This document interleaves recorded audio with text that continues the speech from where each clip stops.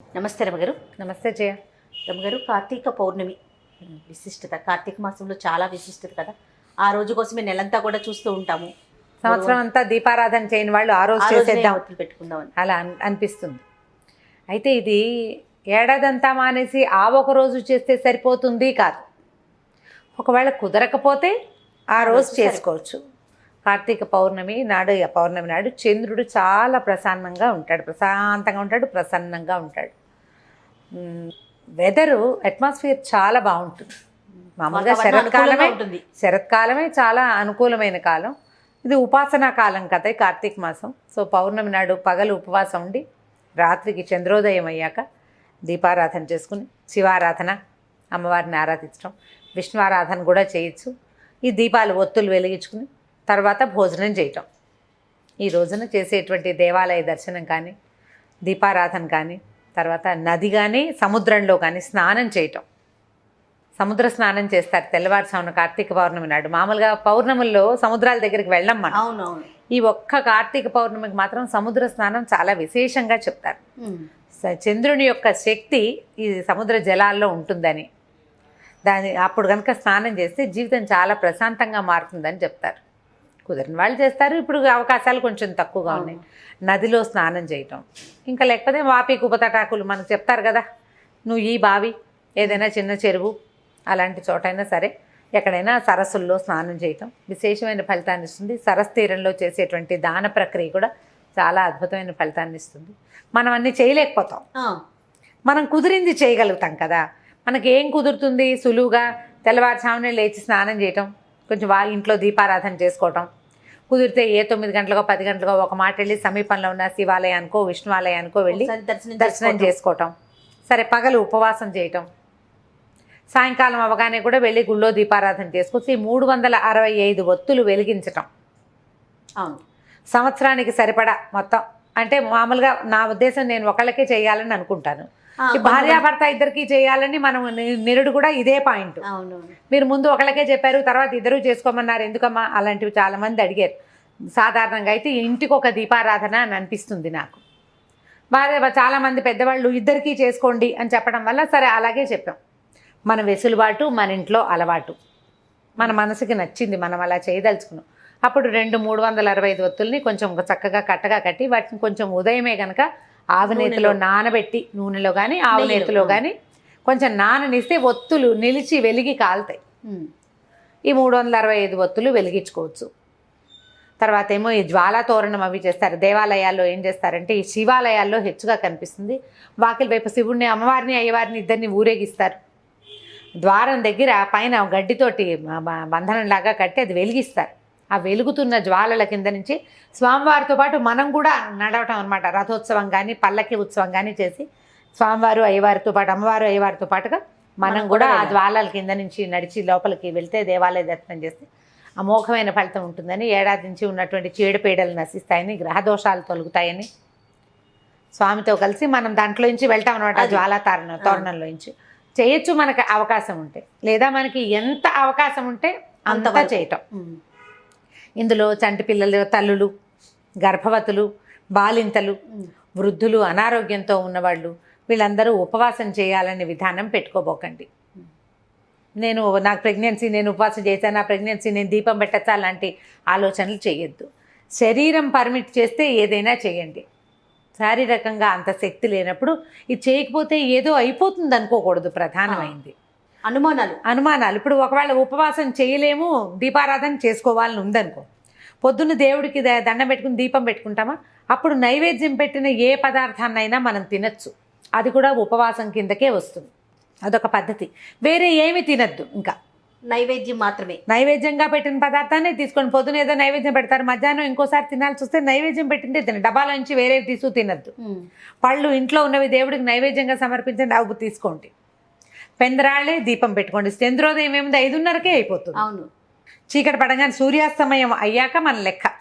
సూర్యాస్తమయం అవ్వగానే ఈ ఒత్తులు వెలిగించుకుని దండం పెట్టుకోవచ్చు. దేవాలయ దర్శనం 7 నెలలు దాటిన గర్భవతులు సాధారణంగా దేవాలయాలకి వెళ్ళొద్దని చెప్తాం. ఆ తొక్కిసలాట, నడక, మెట్లు ఎక్కటము, ఎగ్జైట్ అయిపోయి ఏదైనా ఇబ్బంది పడతారు. కాబట్టి 7వ నెల వస్తే పురుటితో సమానం కాబట్టి ఎప్పుడైనా పురుడు రావచ్చు కాబట్టి వెళ్ళొద్దంటారు. 7th మంత్ వచ్చిన వాళ్ళు ఈ ప్రయత్నాలు పెట్టుకోకండి. సింపుల్గా దీపం ఇప్పుడు 365 ఒత్తులు వెలిగించక్కర్లేదు. మామూలుగా దీపారాధన చేసుకున్నా అదే ఫలితం లభిస్తుంది, అంత పెద్ద ఇబ్బంది ఏం లేదు. ఇది కూడా చేయొచ్చు, ఇది ఒక అమోఘమైన క్రియ. చేయగలిగితే చేస్తాం, లేకపోతే దీపం పెట్టుకోండి. దీపం పెట్టిన ఫలితమైనా మనకు లభిస్తుంది కదా, అదైనా లభిస్తుంది. తర్వాత చలిమిడి, వడపప్పు, పానకము అలాంటివి పరమేశ్వరుడికి నివేదన చేసుకోవచ్చు. ఈ రోజునంటే కార్తీకంలో చేసేటువంటి ప్రతి పూజ కూడా కార్తీక దామోదర ప్రీత్యర్థంగా చేసి పరమేశ్వరుడికి అర్పిస్తాం. ఆయన ప్రీతి కోసం పూజ చేస్తాము, పరమేశ్వరుడికి అర్పిస్తాము. శివకేశవులిద్దరూ పూర్తిగా భేదం, వాళ్ళ మధ్య ఏ తేడా లేదు. ఇవాళ చేసే రుద్రాభిషేకం, ఈ నెలలో చేసేది, అవన్నీ కూడా కార్తీక దామోదరుడికి ఇష్టం. అభిషేకం ఆయనకే చేయక్కర్లా, ఈయనకి చేసినా ఆయనకి నచ్చుతుంది.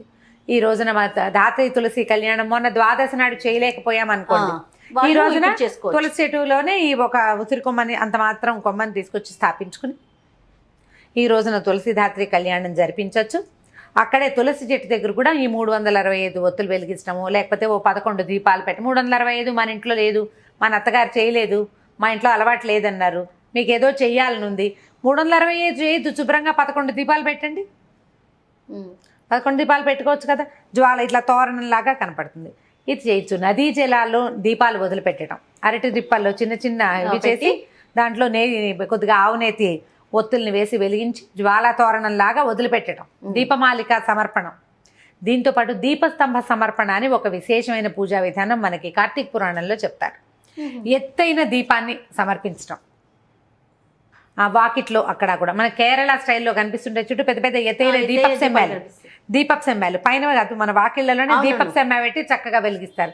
అట్లా మనం దేవతా మందిరానికి ఎదురుగుండా కొద్దిగా ఎత్తుగా ఒక పీట లాంటిది ఏర్పరిచి ఆ ఎత్తు మీద దీపారాధన చేసి పెట్టడం కూడా విశేషమైనది. అంటే ఎవలు అవి వేస్తారు వాళ్ళు, మన దగ్గర అంత అవకాశం లేదు. ధాన్యం పోయొచ్చు, బియ్యం కూడా పోయొచ్చు. ఆ బియ్యం పోసి దాని మీద పళ్ళెం పెట్టి దాంట్లో దీపారాధన పెట్టండి, అది కూడా ఒక మంచి సేవ. అలా కూడా చేయొచ్చు. పగలేలాగా ఉపవాసం ఉంటో సాయంకాలం పెందరాళ్ళే వంట చేసుకుని స్వామికి సమర్పించుకుని చక్కగా భోజనం చేసేసేయండి. ఇప్పుడు ఈసారి సరిగానే వచ్చేది, శుక్రవారం వచ్చింది కదా, శుక్రవారం వచ్చింది పౌర్ణమి. పగలేలాగా నక్తాలు ఉండే అలవాటు ఉన్న వాళ్ళు ఉంటారు, కార్తీక నక్తాలు అంటే పగలు ఉపవాసం ఉండి రాత్రి భోజనం చేసేవాళ్ళు, వాళ్ళు ఈ సాయంకాలం భోజనం చేయొచ్చు. అలా కాకుండా ఒక పొద్దు ఉండే ప్రాక్టీస్ ఉన్నవాళ్ళు, ఒక పొద్దున్న తిని రాత్రి మానేసే పద్ధతి ఉన్నవాళ్ళు, అంటే పగలు భోజనం చేస్తారు కార్తీకంలో, సాయంకాలం పలహారం చేసేవాళ్ళు, దాన్ని ఈరోజు ముందుకు మార్చుకోండి, ఇటు మార్చండి. పగలల్లా అభోజనం ఉండి ఉపవాసం ఉండి సాయంకాలం భోజనం చేయటం. ఈ రోజున చేసే లలితా సహస్రనామార్చన కూడా చాలా ఫలితాన్ని ఇస్తుంది. చంద్రబింబంలో లలితాదేవిని భావించి దీపం చూపించడము, అమ్మవారికి వెండి పళ్ళెంలో పాయసం పోసి నైవేద్యం చేయటము కూడా అద్భుతమైన ఫలితాన్ని ఇస్తుంది. ఏ పూజ చేసినా కూడా మనస్ఫూర్తిగా మీరు చేయగలిగినంత శక్తి అనుసారం, గొడవలు పడకుండా, వాదనలు హడావిడులు లేకుండా తాపీగా చేసుకోగలిగే చిన్న పూజ నుంచి పెద్ద పూజ వరకు ఏదైనా భక్తి శ్రద్ధలతో హైరాన్ లేకుండా మీ ఇంట్లో ఉన్న అలవాట్లను బట్టి మీరు సమీపంలో ఉన్న పెద్దవారు ఎవరి మాట అయినా వినదలుచుకుంటే వాళ్ళ మాట ప్రకారం చేసుకోండి. ఇంట్లో వాళ్ళని కాదని భర్తని నిరాకరించి చేసిన వ్రతాలు ఫలితాన్ని ఇవ్వవు. మీ అత్తగారు ఉన్నారు మీతో పాటు, మా ఇంట వంట లేదు ఇవన్నీ చేస్తున్నావు నువ్వు అంటే అవి చెయ్యొద్దు. మీ ఇంట్లో ఏది ఉందో అది చెయ్యండి. లేదా అన్నిటికంటే ఈజీ, దేవాలయ దర్శనం సులువు, దేవాలయానికి వెళ్ళి దీపం పెట్టుకోండి. ఓ దీపారాధన కుందు పట్టుకెళ్తాం, ఓ డబ్బాలో కాస్త నూనె తీసుకెళ్తాం, లేదా నెయ్యి తీసుకెళ్తాం, ఒత్తులు తడిపి పెట్టుకోండి, చిన్న ప్రమిదలు పట్టుకెళ్ళండి, తీసుకెళ్ళండి, చక్కగా వెలిగించండి. పిల్లల్ని, ఆడపిల్లలు ఉంటే మగ పిల్లలు ఉన్నా వెంబడి పెట్టుకు తీసుకెళ్ళి వాళ్ళతో కూడా ఒక దీపం పెట్టించండి. ఎవరైనా పెట్టిన దీపాలు ఉంటే వాటిని కొద్దిగా ఒత్తి ఎగసం దోసి మరో చుక్క మన సీసాలో నూనె ఉంటే అలాగా కూడా నూనె వేయండి. అవన్నీ కూడా విశేషమైన ఫలితాలు ఇస్తాయి. ఏదైనా ఒక సత్క్రియ చేయటమే అంతే, దాంట్లో వాద ప్రతివాదాలు వాటికి తావి ఇవ్వబోకండి. ప్రశాంతంగా చేసుకోండి. ఏం పూజ చేసినా కూడా చక్కగా వాకిట్లో ముగ్గేసుకోవటం, ఇల్లు వాకిలు తుడుచుకోవటం, సాయంకాలం పెందరాళి వాకిట్లో కాస్త నీళ్ళు చల్లి ముగ్గేసుకోవటం, తులసి చెట్టు దగ్గర ముగ్గు వేయటం, ఈ దీపారాధన చేసుకోవటం, ఇవి చేసేసి తర్వాత ఒక చెంబు నీళ్ళు పోసుకోవడం, స్నానం చేసేసి చక్కమని దీపాలు అది పెట్టేసుకుంటే మీరు వంట చేసుకోవచ్చు. పెద్దవాళ్ళకి ఇబ్బంది లేకుండా, పిల్లలు ఆకళ్ళకి ఆగలేకపోతారు. ఏర్పాటుగా చూసి మాత్రం చేసుకోండి. మనం ఏ పూజ చేసినా కూడా మన ఇంట్లో వాళ్ళు ఇబ్బంది పడి పెద్దవాళ్ళు బాధపడే పరిస్థితి అయితే మనకి పెద్దగా ఫలితం లభించదు.